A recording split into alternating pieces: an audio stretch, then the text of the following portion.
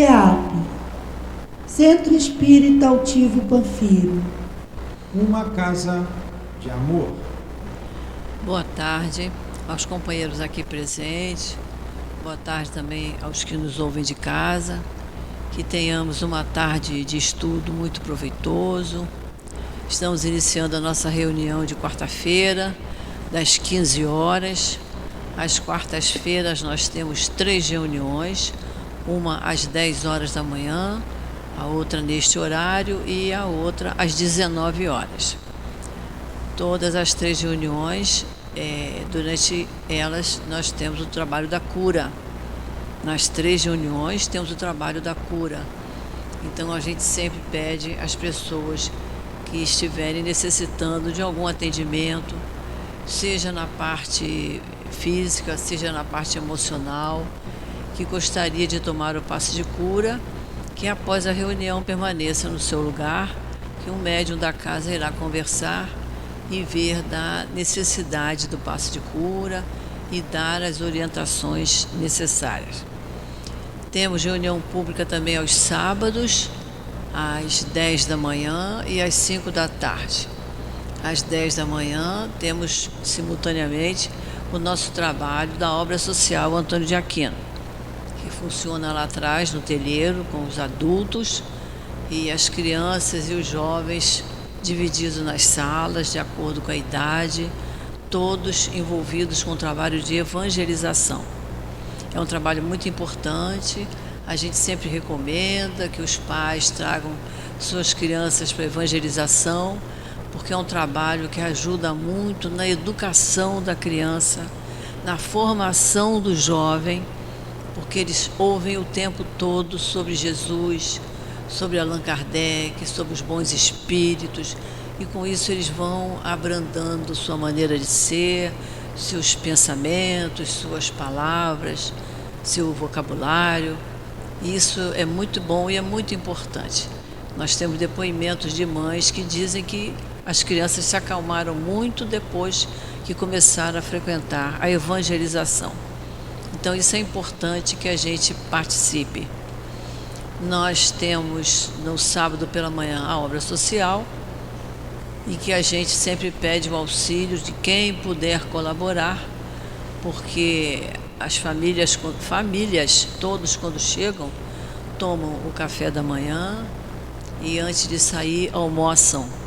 Então a gente precisa muito da colaboração de todos na manutenção desse café da manhã, que é o que a gente toma em casa, eles tomam aqui também. O almoço é uma coisa simples, mas é o que a gente come em casa, eles comem aqui também. Então a gente sempre pede a colaboração de todos. Nós temos um movimento muito intenso na nossa casa, todos os dias, e um lugar em que se tenha um movimento muito intenso, a casa se suja, os banheiros são usados, ficam sujos, então a gente precisa de material de limpeza. Então, juntamente com o material para alimentação e para as cestas básicas, a gente também precisa de material de limpeza, o que a gente usa na nossa casa. Água sanitária, sabão em pó, detergente e os outros acompanhamentos, que seja a esponja de lavar louça, o pano de chão, a vassoura, o que a gente puder. Olhou no supermercado, vou levar uma vassoura para mim, vou levar uma vassoura para o CEAP também. O que puder trazer, certo? Tempero para as comidas, porque às vezes a gente tem tudo e está faltando sal, está faltando óleo, então vamos colaborar. Sempre o que nós pudermos trazer é sempre muito bem-vindo. O café para trazer, o leite, o pão, o açúcar, o que nós pudermos trazer.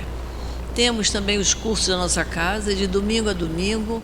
Nós temos cursos em vários horários. É só a gente escolher o melhor dia, o melhor horário, de acordo com as suas necessidades. Porque quem trabalha, quem estuda, tem seu horário comprometido. Mas temos sempre uma folguinha para nós dedicarmos ao estudo da doutrina espírita, que nos acalma, nos equilibra, serena os nossos pensamentos, as nossas atitudes, as nossas palavras. E vamos vir à casa espírita o maior número de vezes possível. A gente sabe que aqui os bons espíritos trabalham, em nosso favor. Então, quantas vezes a gente chega aqui com aquela dor de cabeça enjoada, aquele mal-estar, e a gente sai daqui se sentindo melhor, se sentindo mais leve. Por quê? Porque os espíritos estão aqui trabalhando, estão nos atendendo, todo o possível que puderem fazer por nós, eles vão fazer. Então, a gente precisa vir mais vezes aqui. E precisamos estudar, fazer os cursos. Temos o livro do curso que está fazendo. Nós temos ali a nossa livraria, com todos os livros que são utilizados nos cursos. Estudar é muito bom. É muito bom, mantém a nossa mente equilibrada, muito especialmente estudar doutrina espírita, não é isso? Então nós vamos iniciando, vamos ler a mensagem de abertura, que às quartas-feiras a gente utiliza o livro Caminho, Verdade e Vida. Hoje é a lição número 109, o título é Acharemos Sempre. E está no Evangelho de Lucas, palavras de Jesus assim, ó. Porque qualquer que pede, recebe, e quem busca, acha. E Emmanuel nos explica essa mensagem dizendo: ao experimentar o crente a necessidade de alguma coisa, recorda maquinalmente a promessa do Mestre, quando assegurou resposta adequada a qualquer que pedir. Importa, contudo, saber o que procuramos. Naturalmente, receberemos sempre, mas é imprescindível conhecer o objeto de nossa solicitação. Afirmou Jesus: quem busca, acha. Quem procura o mal, encontra-se com o mal igualmente. Existe perfeita correspondência entre a nossa alma e a alma das coisas. Não expomos uma hipótese, examinamos uma lei. Para os que procuram ladrões, escutando os falsos apelos do mundo interior que lhes é próprio, todos os homens serão desonestos. Assim ocorre aos que possuem aspirações de crença, acercando-se, desconfiados dos agrupamentos religiosos. Nunca surpreendem a fé, porque tudo analisam pela má fé a que se acolhem. Tanto experimentaram e insistem, manejando os propósitos inferiores que se nutrem, que nada encontram, efetivamente, além das desilusões que esperavam. A fim de encontrarmos o bem, é preciso buscá-lo todos os dias. Inegavelmente, num campo de lutas chocantes, como a esfera terrestre, a caçada ao mal é imediatamente coroada de êxito, pela preponderância do mal entre as criaturas. A pesca do bem não é tão fácil. No entanto, o bem será encontrado como valor divino e eterno. É indispensável, pois, muita vigilância na decisão de buscarmos alguma coisa, porquanto o Mestre afirmou: quem busca, acha, e acharemos sempre o que procuramos. Vamos então fazer a nossa prece para começarmos o nosso estudo de hoje. Querido Mestre Jesus, estamos aqui, Senhor, reunidos em Teu nome, rogando as Tuas bênçãos para cada um de nós que se interessa pelo estudo da doutrina espírita. Pedimos as Tuas bênçãos para os companheiros que vão nos dirigir a palavra. O nosso companheiro Carlos Magno, que vai nos falar de Evangelho, e o nosso companheiro Carlos, que nos falará durante o passe. Abençoa, Senhor, a todas as tarefas que estão sendo realizadas nesse momento e que continuarão por toda a tarde e noite de hoje. Permite, Jesus, que os espíritos amigos que aqui trabalham no nosso SEAP, a nossa casa de amor, eles possam estar junto de nós, ouvindo, Senhor, as nossas verdadeiras solicitações, as nossas solicitações necessárias, para que possamos ser atendidos, porque a boa vontade deles é grande e tudo depende de nós. Então, Jesus, em Teu nome, em nome desses espíritos amorosos, e em nome de Deus nosso Pai, que pedimos permissão para iniciarmos o estudo da tarde de hoje. Graças a Deus. E o nosso companheiro Carlos Magno vai nos falar do lançamento do Evangelho segundo o Espiritismo. Que Deus o abençoe. Boa tarde a todos. Boa tarde. É um prazer voltarmos a essa casa e uma honra podermos falar desta obra tão magistral. E o Newton nos convidou hoje para trazer uma informação para todos, uma novidade muito grande para todos, né? E muito boa, tá? Que nós vamos trazer para todos vocês. Certa feita, um repórter perguntou ao Chico, falou assim: Chico, qual a novidade? E Chico falou assim: a novidade é o Evangelho do nosso Senhor Jesus Cristo. E essa é a novidade que nós vamos trazer hoje. Essa novidade que é tão necessária para nossas almas, principalmente nos tempos de hoje, onde a gente percebe a sociedade passando por um momento de convulsão social, toda hora notícia que nos chega, que nos deixa espantados. E é preciso que a gente entenda que isso não é uma coisa de hoje, isso é de todo sempre. Desde que nosso mundo foi criado, que nós temos sempre esses momentos muito difíceis. Na realidade, hoje está até melhor. É porque hoje as notícias chegam com muita rapidez. Mas os dias de hoje não são piores do que naqueles tempos em que Jesus chegou à Terra. Quando Jesus chegou, todos também ansiavam por uma grande notícia, por uma grande novidade, né? A gente abre lá as nossas redes sociais e tem sempre aquele chamamento assim, não perca, né? Aquelas coisas assim que você olha assim, olha que coisa maravilhosa, que coisa fácil, né? Sempre tem aquele chamamento. O ser humano sempre teve esse anseio de encontrar algo, e a mídia explora muito isso, né? A mídia explora demais isso, sempre explorou, porque na verdade a gente está em busca de algo, mas nós precisamos saber, como diz a mensagem, que algo é esse que efetivamente vai preencher essa nossa ânsia, né? Naquela época de Jesus não era diferente, né? A sociedade vivia sofrida, passando por um momento de muita dificuldade, muitos desânimos, quando Jesus chega trazendo o Evangelho, que significa boa nova, né? Evangelho é a boa nova. Por que era uma boa nova? Como ainda continua sendo nas palavras de Chico.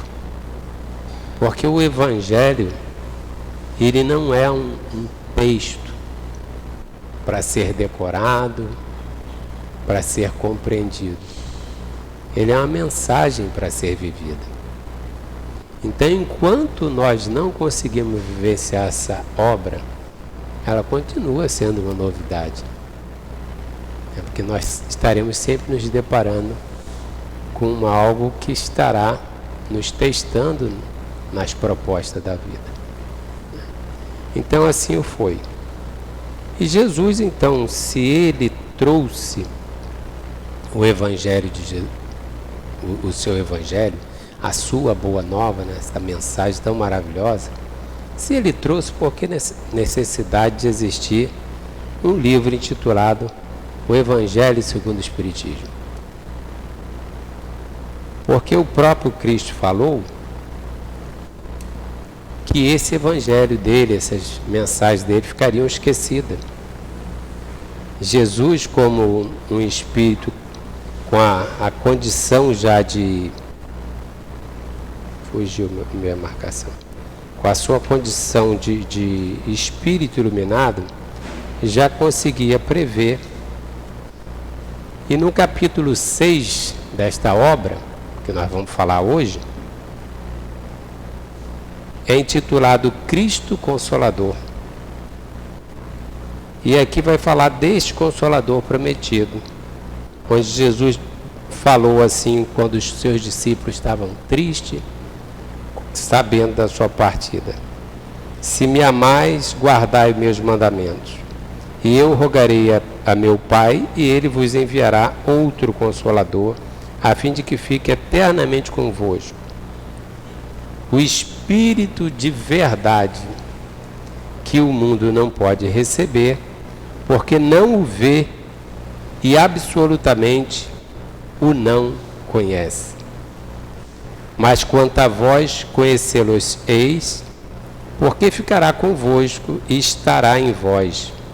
Porém o Consolador, que é o Santo Espírito, que meu Pai enviará em meu nome, vos ensinará todas as coisas e vos fará recordar tudo que vos tenho dito.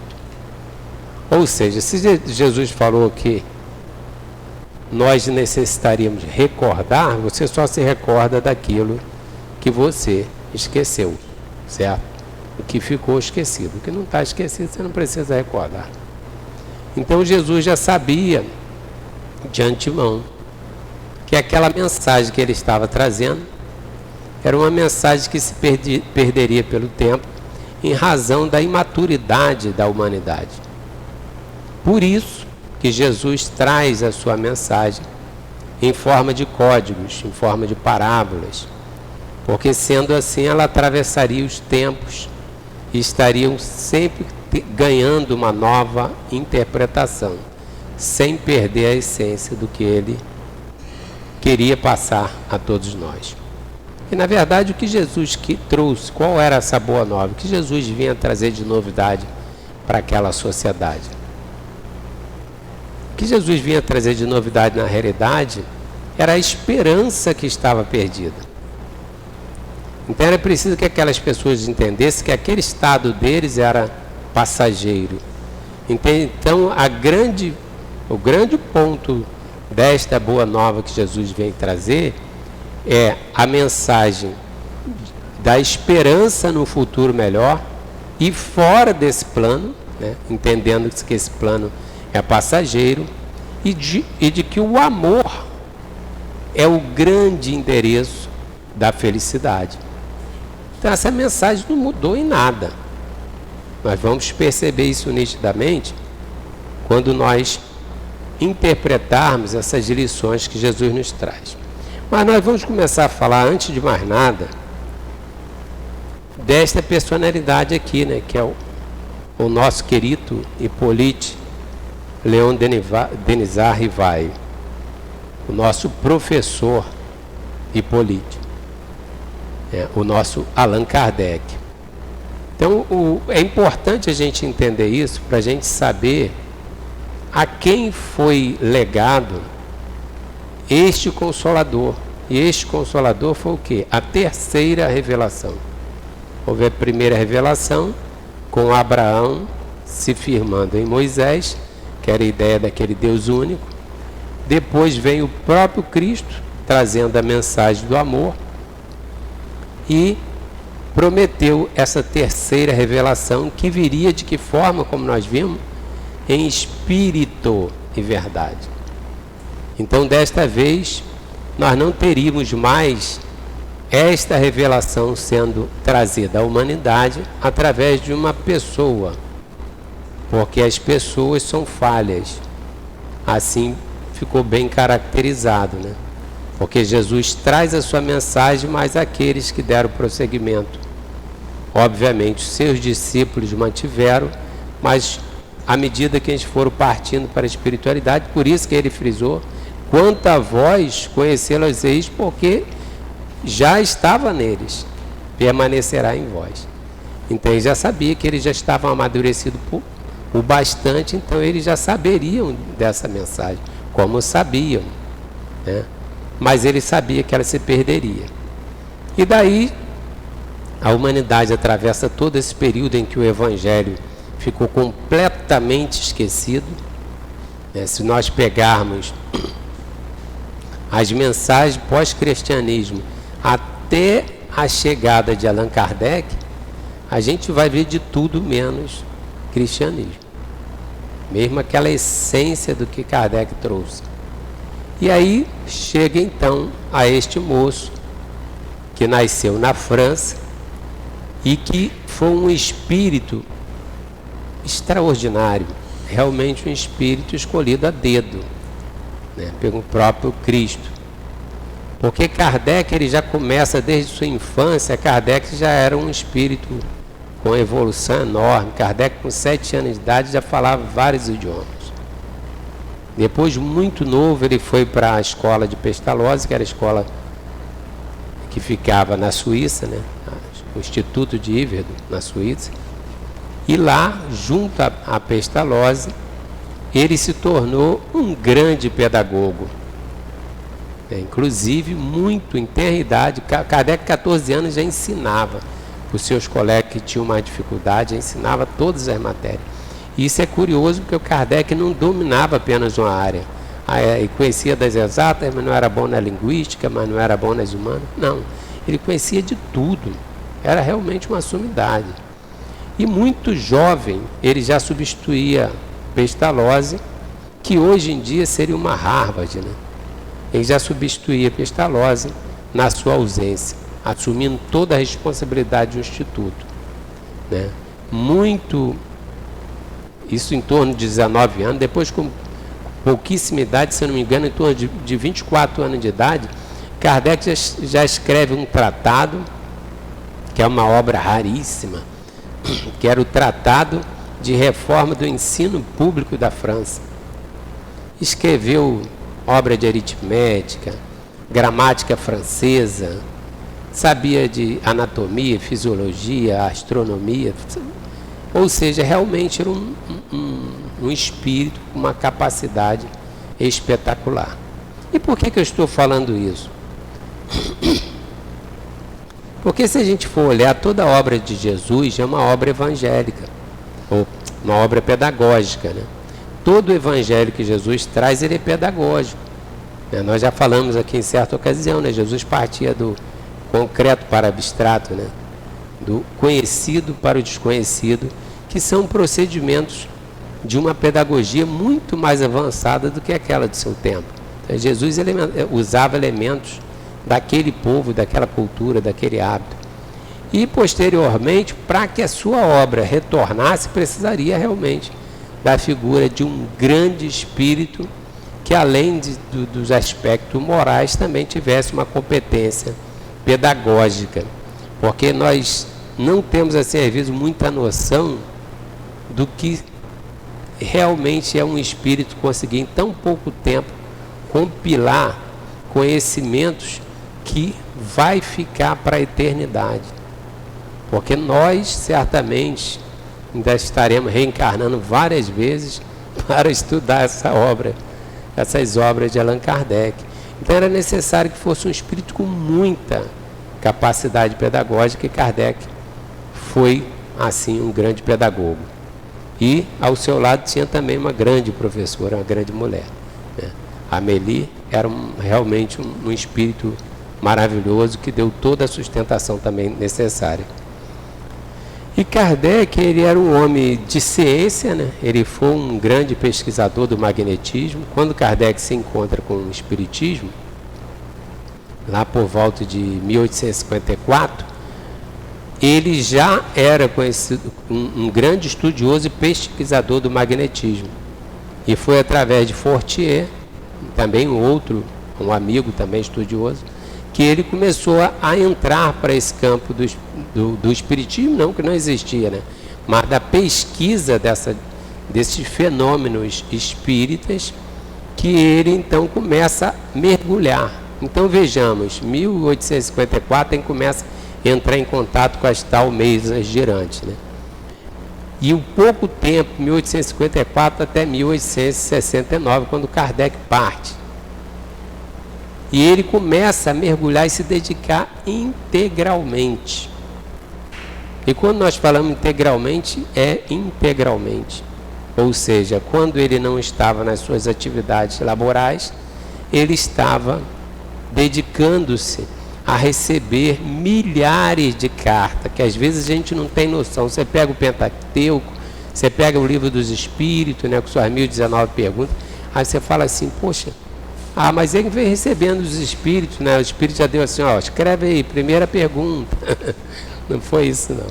Kardec recebia milhares de cartas de várias instituições naquela época, de médios do mundo inteiro, e ele tinha o trabalho de receber, de avaliar, de analisar aquelas psicografias, tudo aquilo que chegava, para compilar aquilo, formando os lotes de assuntos, de temáticas que tivesse a mesma ideia, e depois organizar. Então, todo o trabalho de organização da obra foi feito por Kardec, mas obviamente que não foi Kardec sozinho. Sozinho, enquanto personalidade aqui na Terra, sim. Mas quem assessorou Kardec? Todos os grandes vultos que tinham passado pela Terra, né? Desde Sócrates, Platão, aqueles espíritos, Aristóteles, trabalharam nessas obras, tá? Assim como vários e vários outros espíritos evoluídos, como São Luís, como Zéfiro, como tantos outros espíritos. São Luís especificamente acompanhou muito todo esse processo ao lado de Kardec. Então eles tiveram um acompanhamento muito próximo ali de Kardec. Mas tem um espírito em especial que tinha uma relação direta com Allan Kardec. Vocês já imaginaram isso?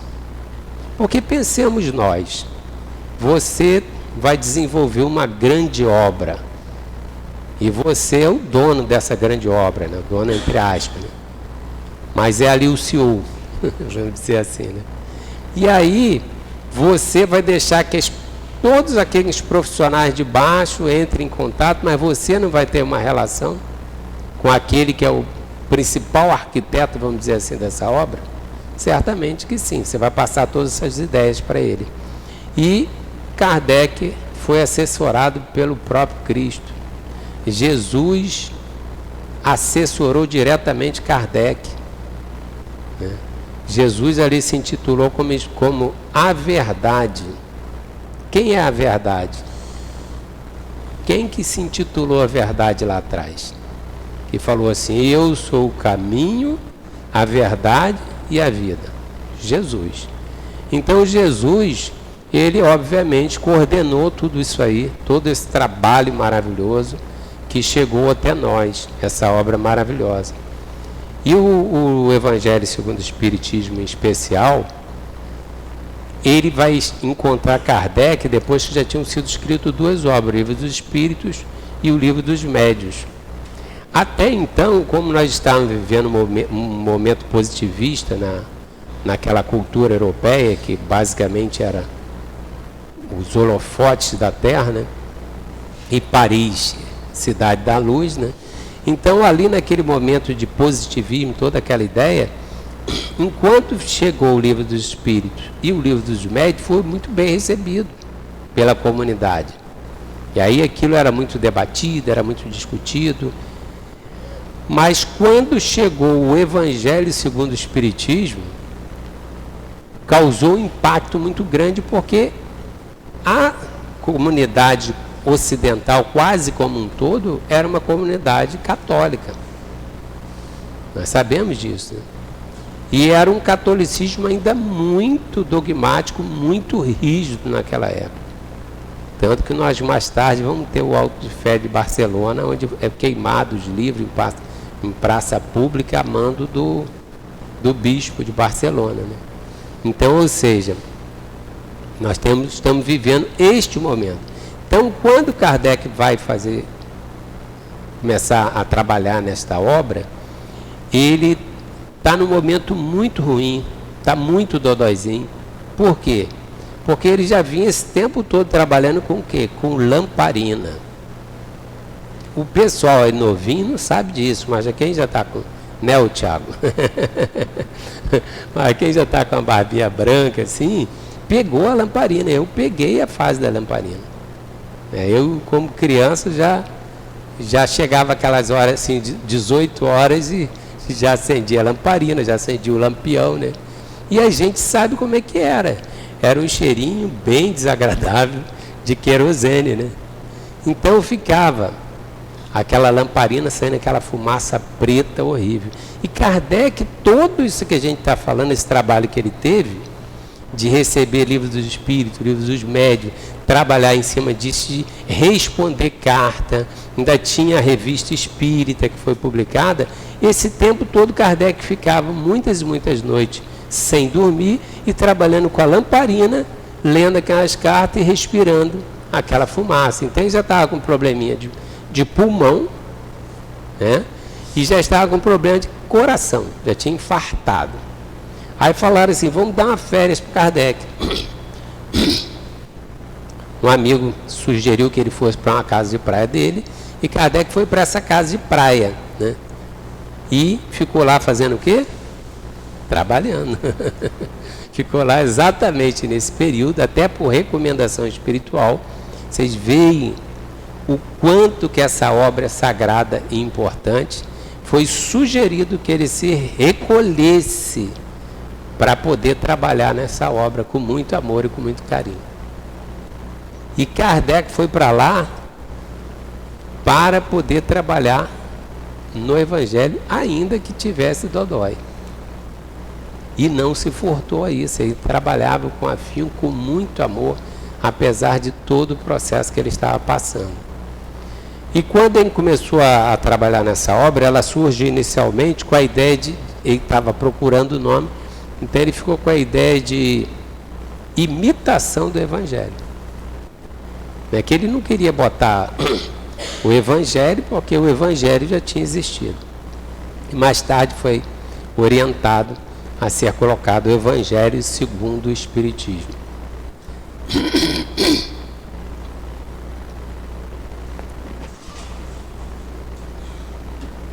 Quando falamos de Evangelho segundo o Espiritismo, desculpa.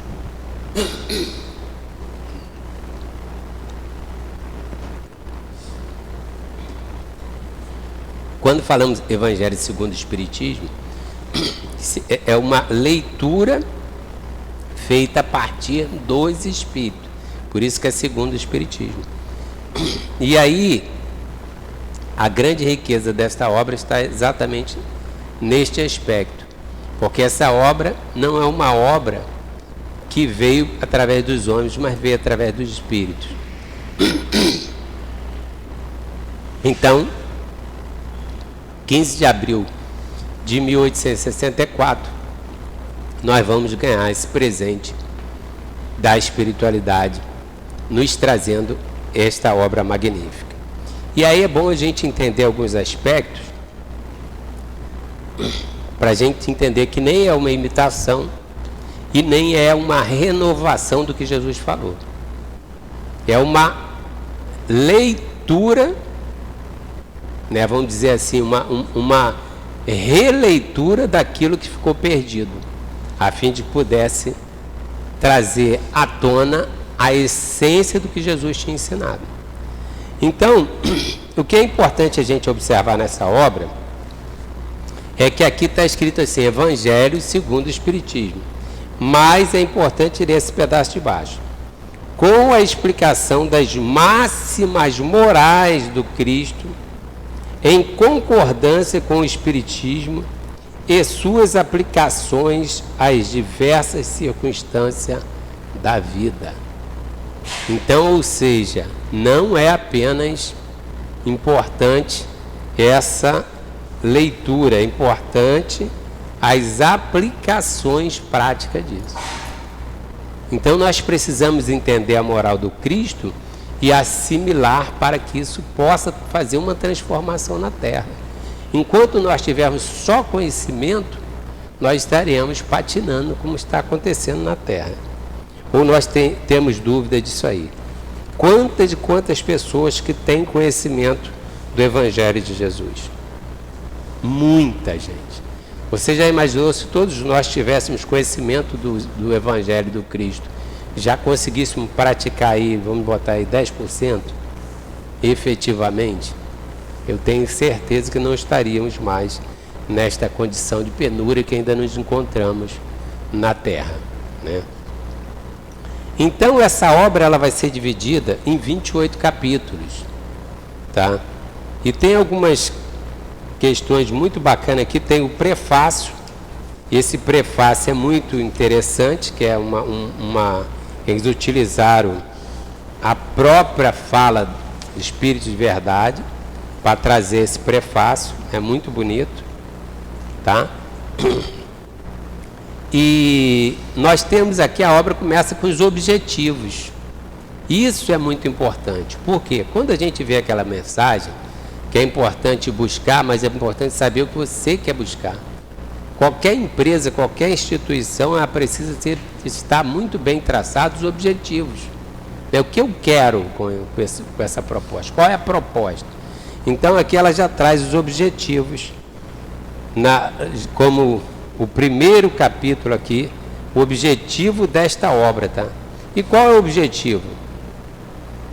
O objetivo é retornar, trazer à tona todas essas lições que Jesus passou para a gente. Não tem nada de novo. Tá? Por isso o Chico falou que a novidade continuava sendo o Evangelho do nosso Senhor Jesus Cristo. Então, o primeiro aspecto, que é um ponto que acho interessante, quando a gente vai falar aqui no item 2, né, da autoridade da doutrina espírita. Por que nós vamos ter essa ideia? A autoridade da doutrina espírita, por quê? Porque realmente ela não vem dos homens, ela vem direto de Deus, ela não tem uma interferência humana. Tem as interferências humanas, são os nossos equívocos, mas a obra em si ela é perfeita, tá? Então, o primeiro aspecto, ela não vem do homem,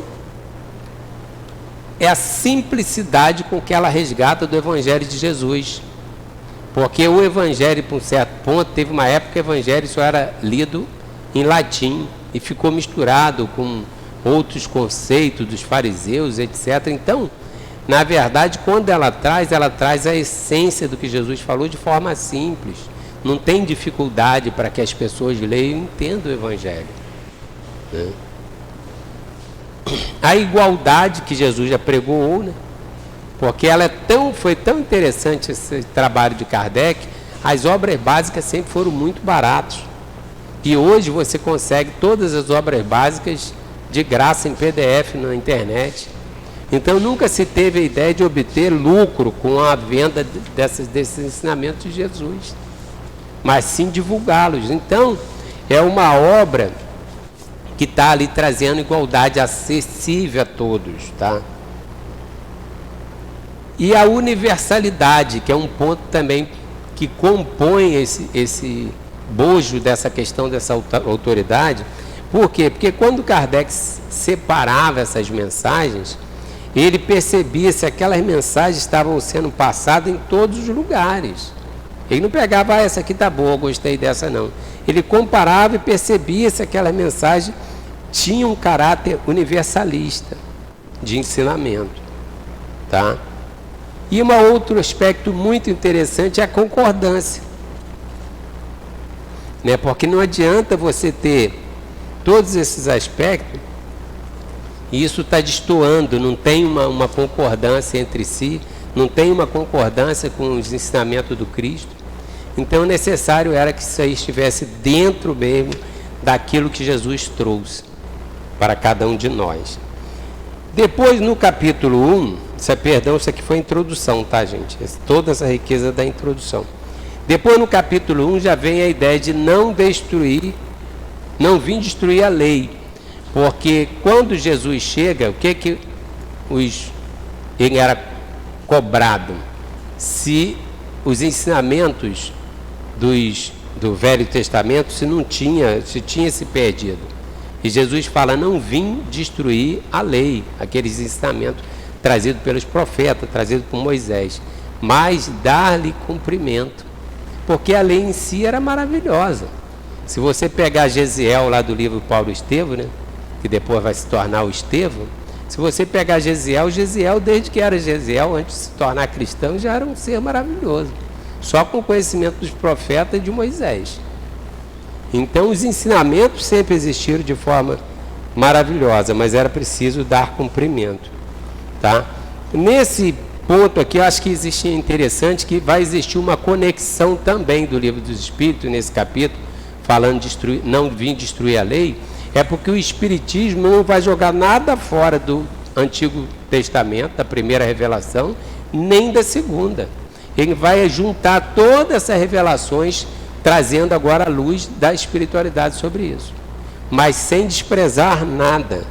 E hoje nós temos figuras maravilhosas como Haroldo Dutra, Jorge Elerhard, que são pessoas que têm um profundo conhecimento do Velho Testamento e fazem conexões maravilhosas. Existem aulas aí de graça no YouTube para quem quiser sobre o Velho Testamento, tá? Então esse papel dessa conexão, dessa universalidade dos ensinamentos é muito bom, porque esse evangelho não vem com a ideia de ser para os espíritas, não. Isso aqui pode ser estudado por qualquer um, mesmo que a pessoa não queira ser espírita, mas quer estudar, é bacana. Que bom seria que todo mundo estivesse estudando, até o próprio evangélico pegasse e falasse, sabe, vou extrair daqui, como ensinou Paulo de Tarso, vou extrair o que é bom, não é mesmo? Então que assim seja, até porque do aspecto moral, todas as religiões já vão se abraçar. Quando chega na ideia filosófica é que um vai destoar do outro, mas o aspecto moral é o que vai fazer com que a humanidade suplante todo o processo que ela está vivendo de tanta guerra, tanta divergência. Porque o amor, não existe dois amor. Existe o amor do evangélico, o amor do espírito, o amor do budista, não existe. O amor é único, é só um mesmo. Depois nós vamos entrar naquela parte que Jesus fala, meu reino não é deste mundo. Há muitas moradas na casa do Pai, não é isso que Jesus fala? Então, quando Jesus vai começando a trazer essas ideias, aí você já começa a perceber que Jesus deixou uma lacuna sobre a dimensão espiritual, né? E aí, a partir do capítulo, neste capítulo 3, ele vai tratar, todos os itens dele vai estar tratando dessa questão da reencarnação, dessa relação com o plano espiritual, tá? A partir do capítulo 4, ele vai abordar sobre evolução, no capítulo 4, né? Ninguém poderá ver o reino de Deus se não nascer de novo. Ele vai falar desse processo, da necessidade do nosso permanente crescimento. E a partir do capítulo 5 e 6, ele fala sobre a interpretação da dor, do sofrimento à luz do Espiritismo. Então vai falar das causas anteriores das aflições, conjugando isso às bem-aventuranças do Cristo. Causas atuais das aflições. Então ele vai conjugar com aqueles ensinamentos de Jesus. Em todos os instantes ele vai estar pegando, extraindo as lições de Jesus e conjugando com essa visão que amplia e nos faz entender essa justiça divina de forma mais abrangente. Passamos a entender que não existe coitadinho na terra e que todos que aqui estão sofrendo também não terão esse sofrimento eterno, que todos se renovarão num processo até chegar ao patamar de Jesus. A partir do capítulo 7, né, o capítulo 6 é o Consolador, tá? O Cristo Consolador, aquele que eu fiz a leitura de um extrato. E a partir do capítulo 7 até o capítulo 15, vai falar da minha relação com o outro. Todas essas lições que vão trazer aqui, elas vão estar tratando da minha relação com o próximo, dessa inter-relação.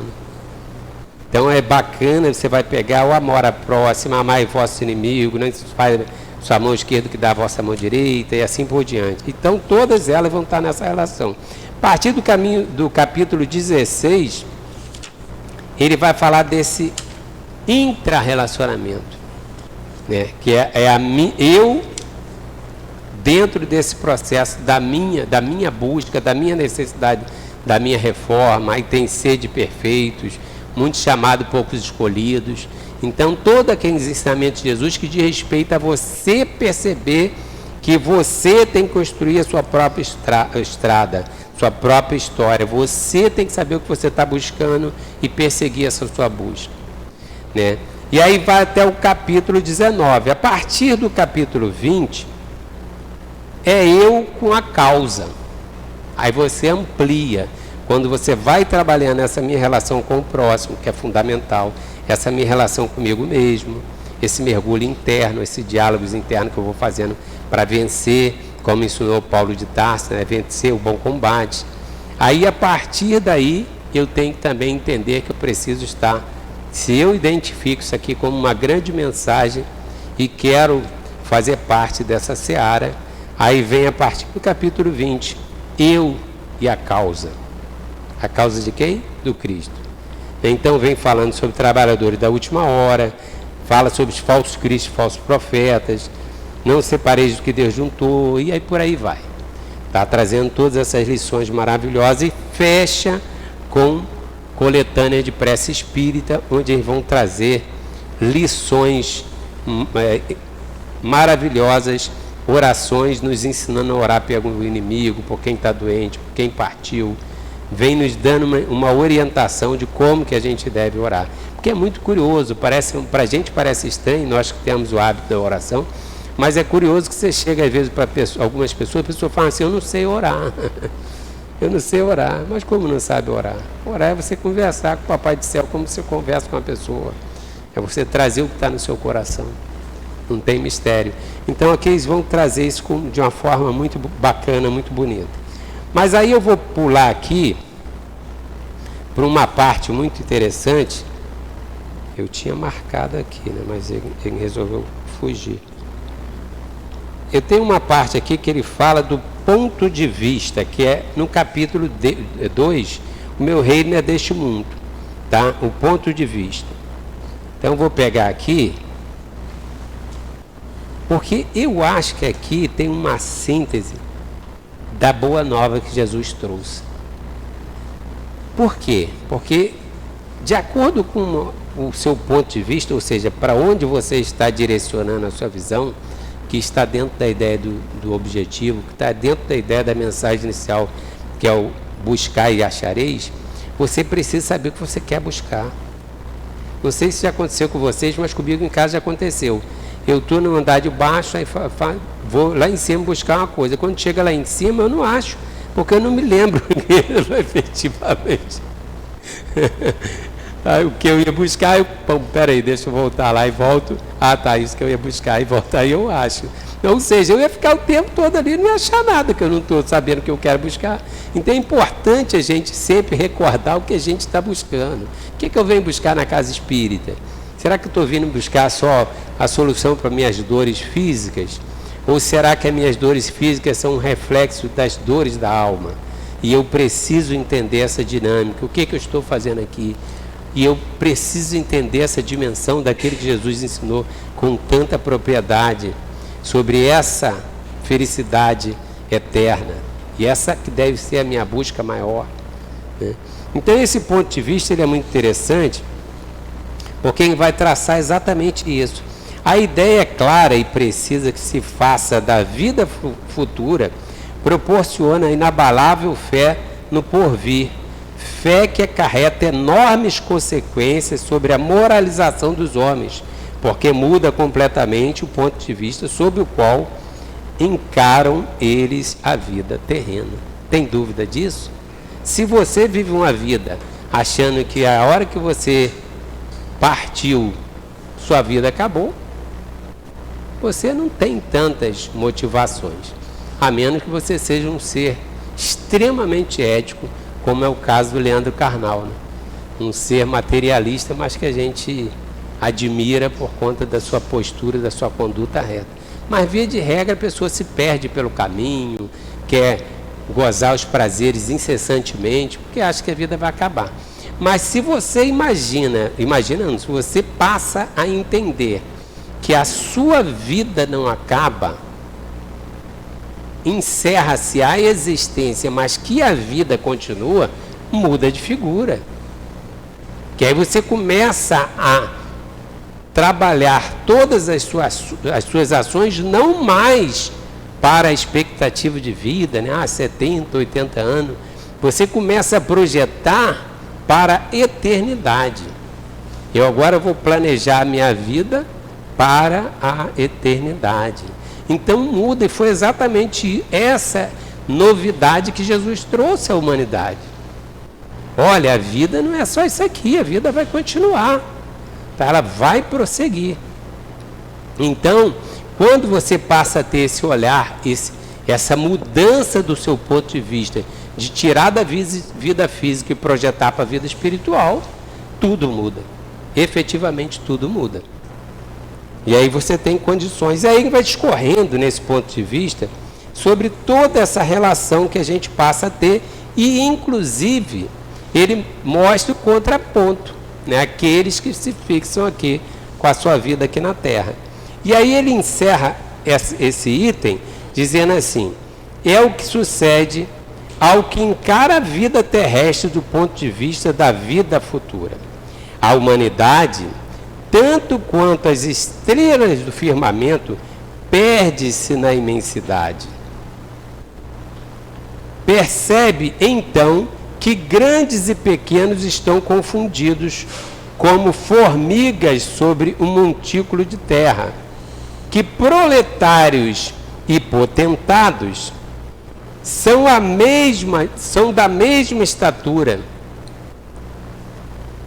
e lamenta que essas criaturas efêmeras e tantas canseiras se entreguem para conquistar um lugar que tão pouco as elevará e que por tão pouco tempo conservarão.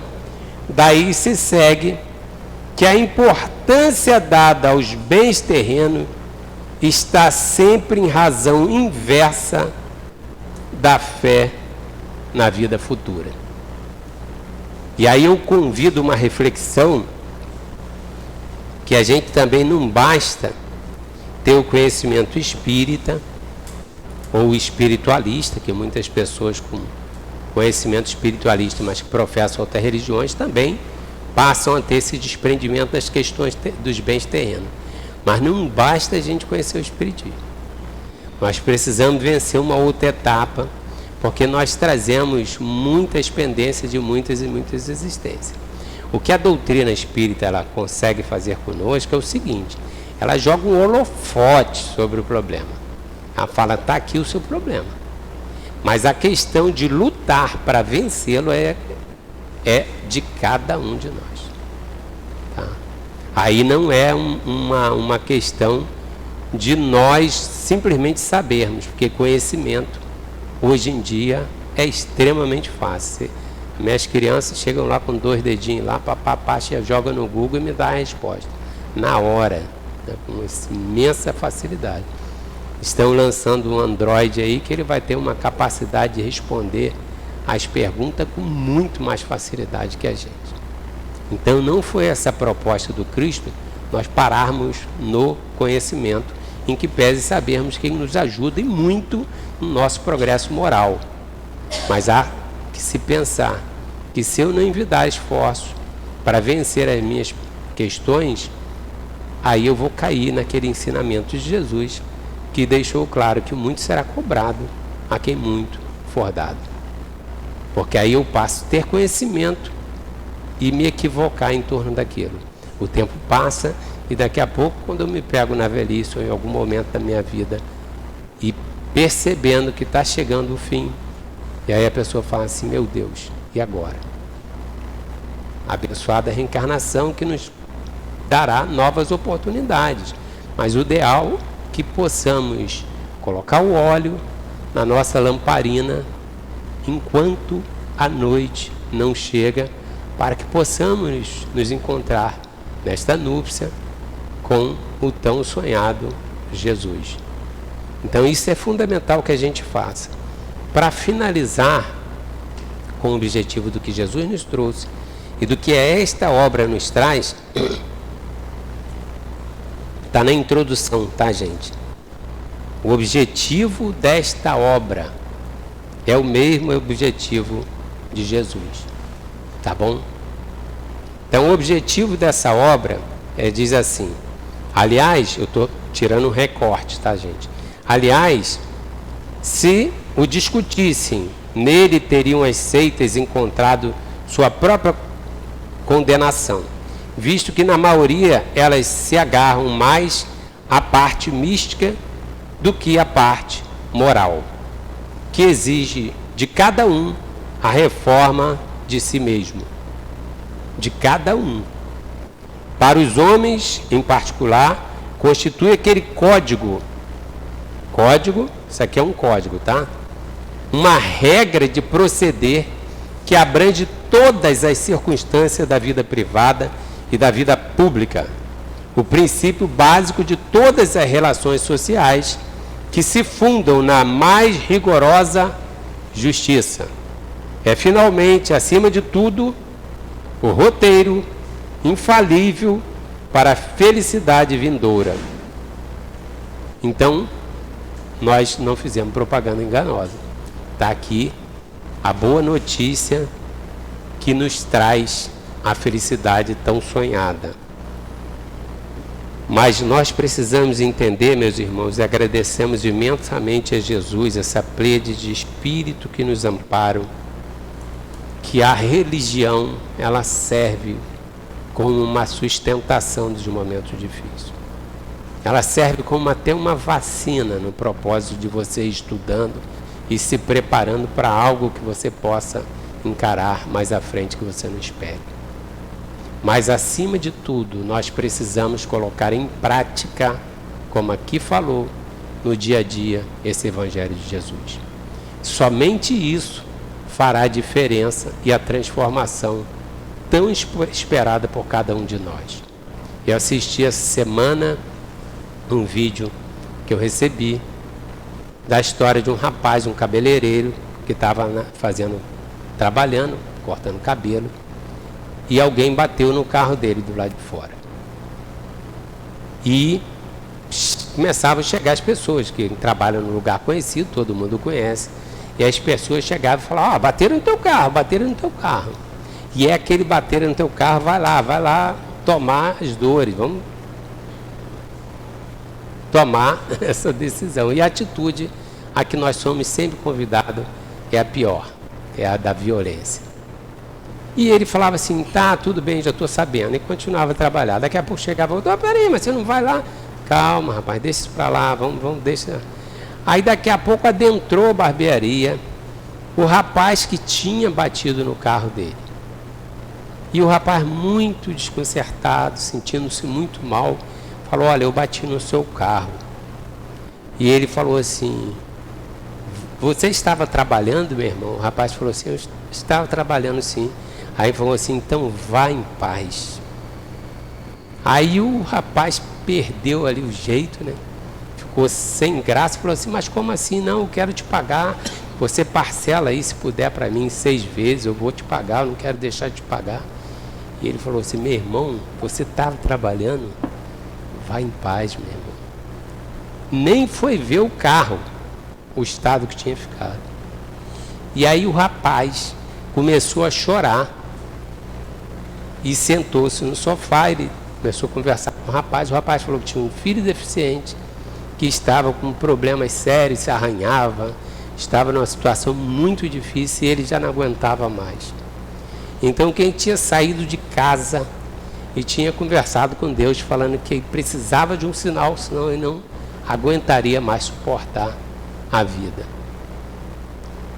E aí os dois choraram, realmente é algo muito emocionante, né? A gente vê isso, e ele conversou com esse rapaz, e o rapaz foi embora em paz, como ele assim falou. Então a gente percebe que não sei se aquele moço tem religião, não sei se ele tem tantos anos estudando o Evangelho de Jesus quanto eu estou estudando, mas eu tenho plena certeza que naquele momento a atitude dele foi um espelho que eu anseio, no momento de uma prova dessa, poder ter essa mesma dignidade, essa mesma postura cristã.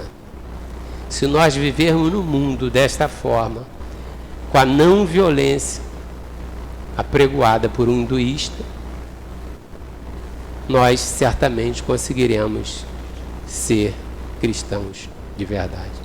Que a paz de Jesus nos envolva e que possamos valorizar imensamente esse código, esse tesouro que nos foi relegado com muito sacrifício por Allan Kardec.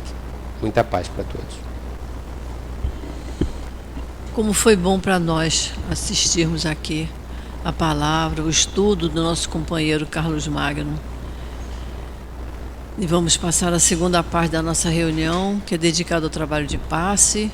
Pedimos aos médiuns que se posicionem, enquanto nós outros vamos nos acomodar da melhor forma possível, lembrando que todos nós temos um anjo de guarda que está junto de nós, ouvindo as nossas súplicas.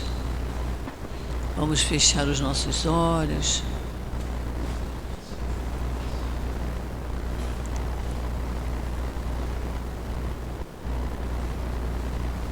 Vamos pensar em Jesus, na doce e meiga imagem do Cristo.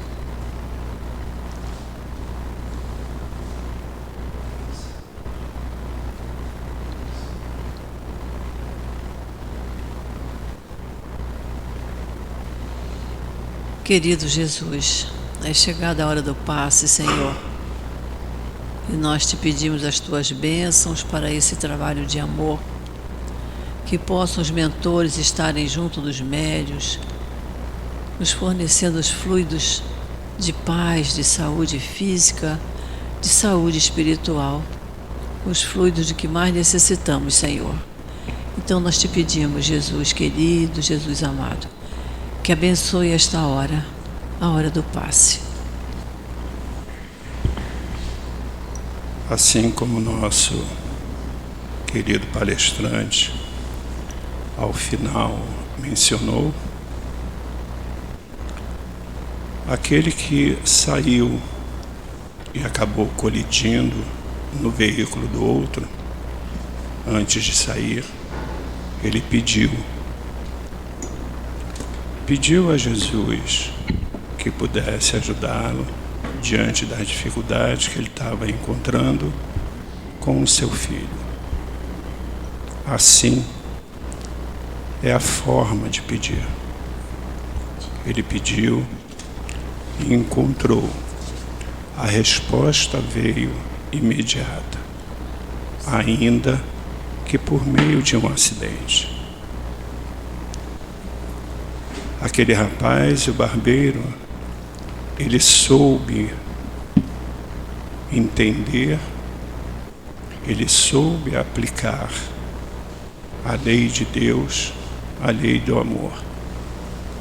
E a ele foi dado, ao rapaz, o direito de poder pensar, refletir sobre a sua vida, sobre os acontecimentos, e ele foi atendido.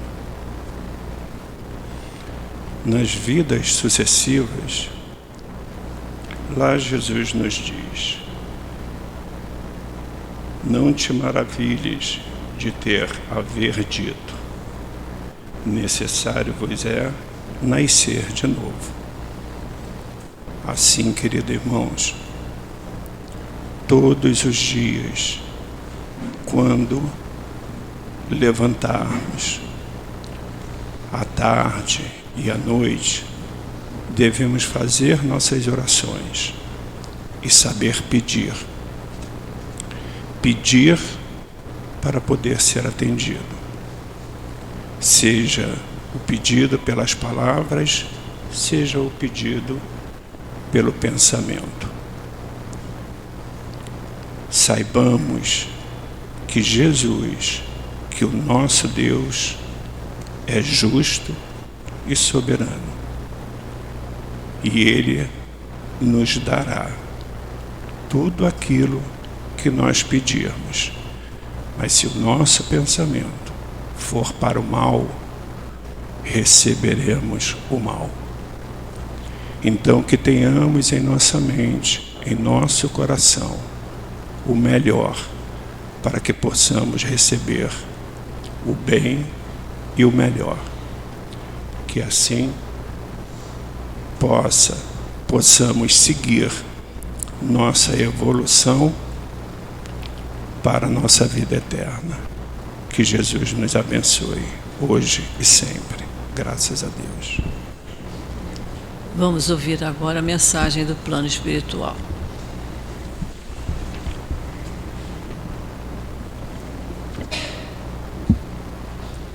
Mensagem para os evangelizadores do Cristo. Meus amados educadores do Cristo,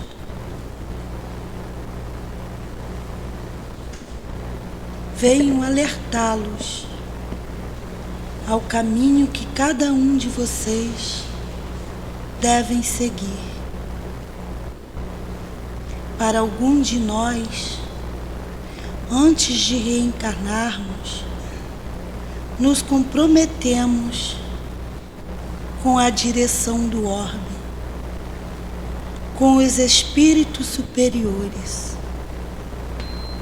E com isso, muitos de vocês se comprometeram em educar, ajudar almas que muito ainda precisam do amor de vocês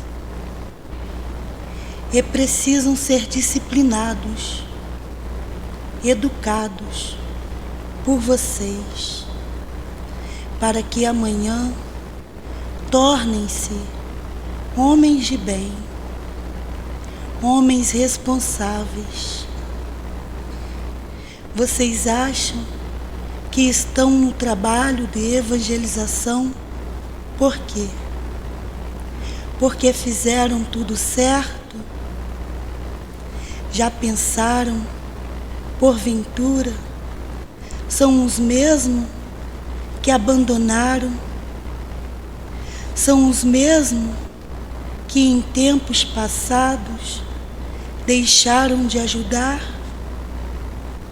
São os mesmos que negaram o pão, deixaram a relento? Pensam, reflitam nas palavras. Nós não julgamos vocês.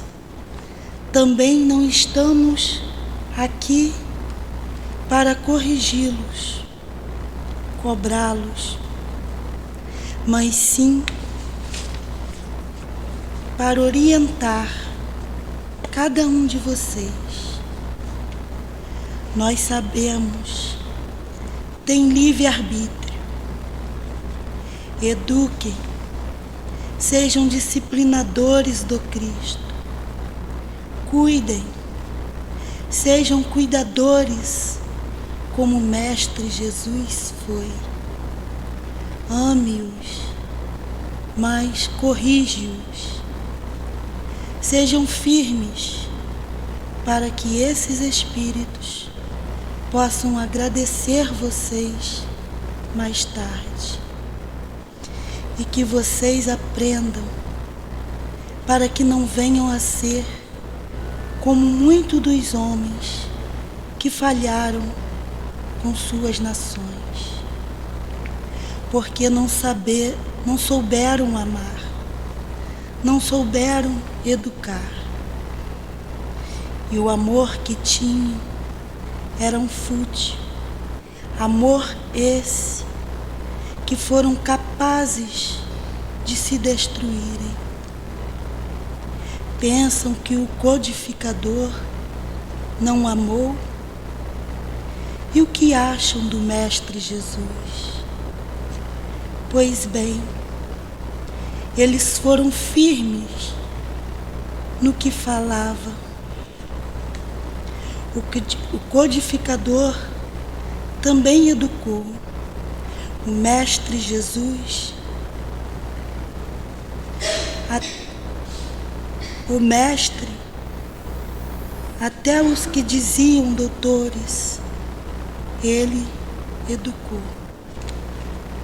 Nós estamos tristes ao ver as nações se perderem pela falta de homens disciplinadores, de homens educadores, que sigam um modelo, que sigam a Jesus e Kardec. Prece uns pelos outros e salve-os, salve-os que ainda querem. Pais, nós estamos com todos vocês. Não duvide do nosso trabalho com vocês. Trabalhem e nós o guiaremos. Um irmão trabalhador do Cristo.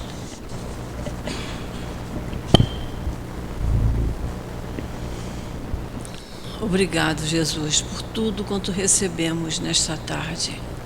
Obrigado por termos aqui esta casa de amor, onde nos sentimos acolhidos, onde saímos daqui equilibrados, amparados totalmente por essa paz que nos é recomendada. Então, Jesus, agradecidos por tudo quanto recebemos. Em Teu nome, Senhor, em nome dessa coluna de espíritos amorosos que aqui trabalham incansavelmente, em nome de Deus, nosso Pai, pedimos permissão para encerrarmos o estudo e os passes na tarde de hoje. Graças a Deus.